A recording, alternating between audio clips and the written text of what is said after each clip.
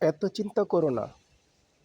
জীবন যিনি দিয়েছেন তিনি কিছু না কিছু ভেবে রেখেছেন।